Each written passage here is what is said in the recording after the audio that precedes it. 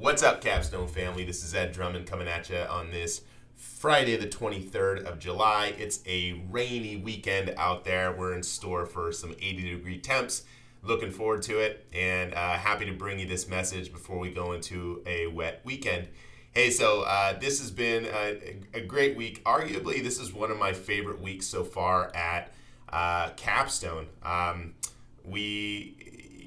the hiring side, I've got some new systems and processes down that I've been super excited about and playing with.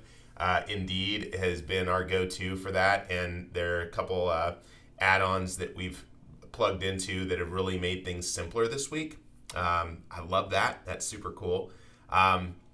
Also, I've got some great feedback from some of you that are watching this right now, in different ways. I mean, I almost like to think of myself as like the real estate investing aggregator, where I'm taking information from all the different people that I'm talking to, because you all have a lot of great ideas, and it helps me in understanding and have a better appreciation for the market, and maybe not only just the market, but also just how people are making it work for them, right?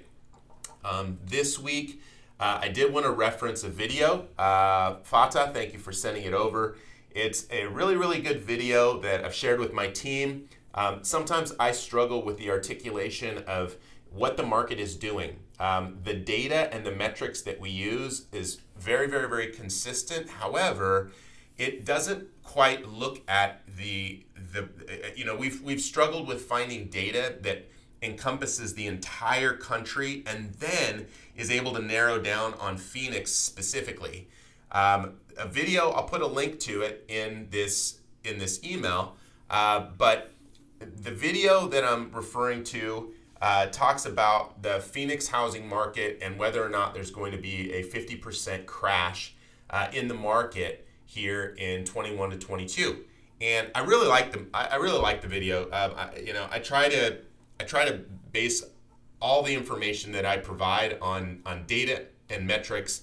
90% of the time, it's not based on my personal views as much as it is like information that I can source, because at the end of the day, like I don't want to be providing something that isn't accurate. I think though, with his information, a lot of it is very accurate. However, with boots on the ground, we're seeing maybe even more promising opportunities than what he portrays in this video. So definitely check it out if you'd like more information on that and where I would deviate from what he says. Feel free to hit me up. It's definitely good for conversation.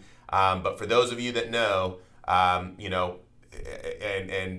Terry, thanks for bringing this up. I get a lot of my data from the Phoenix Business Journal. If you subscribe to their website, the service itself is a few $100 a year, so it may not be of interest to you. However, getting their emails on drip so you can see what the headlines are in Phoenix may be just enough information to help you really keep tabs on what's happening in our market. And Terry, you're doing that well, and I really appreciate that you're doing that, because it's smart. And I read through a lot of those articles. It helps me a lot in understanding, like, hey, where's the market going? Not only from the market as a whole, but hey, what pockets and what segments of the valley right now should we be paying attention to?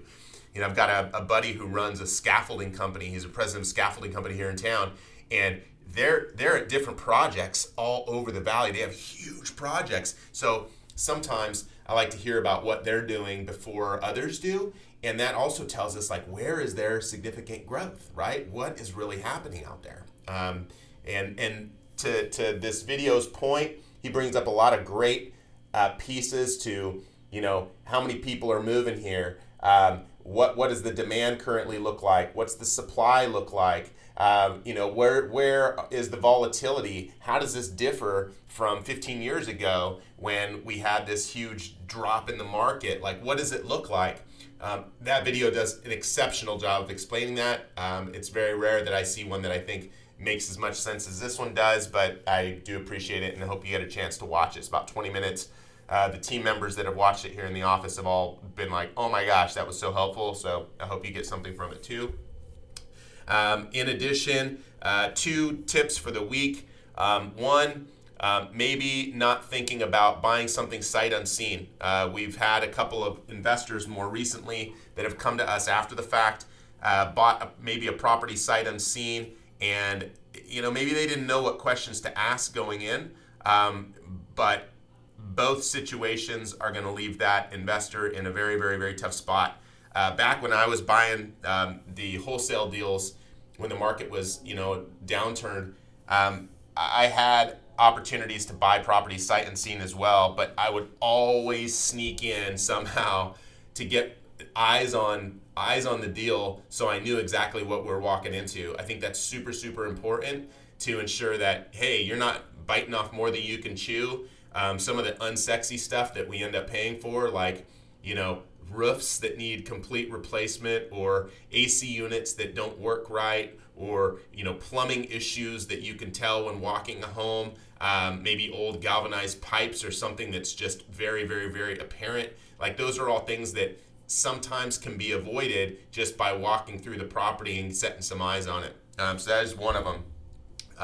We are seeing a lot of investors continuing to buy, which is a great sign. Again, getting back to that video, check it out. You'll see that Phoenix is going to be a hot spot for a while, in my opinion, right? But I think to what the video was talking about is it really brings the metrics into it as to, hey, how much demand do we have? How many new home starts do we really have?